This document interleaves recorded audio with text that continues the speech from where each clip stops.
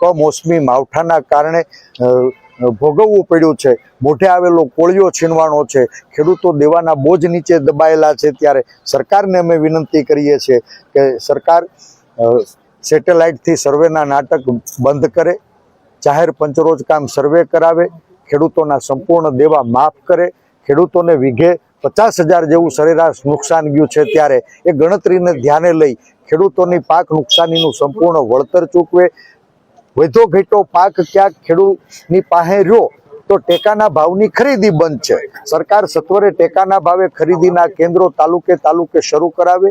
ટેકાની ખરીદીની અંદર વરસાદના કારણે પાકની ગુણવત્તા જોખવાઈ છે, ત્યારે પાક ગુણવત્તાના ધોરણો હળવા કરે અને માથાદીઠ ટેકાના ભાવે ખરીદીની મહત્તમ મર્યાદા રદ કરે સહિત 15 જેટલા અમે મુદ્દાઓને લઈ પ્રાંત ધારી મારફત કલેક્ટર અમરેલી મારફત રાજ્યમાં સૂતેલી સરકારને અમારો સંદેશો પહોંચાડવા વિનંતી કરી છે। મને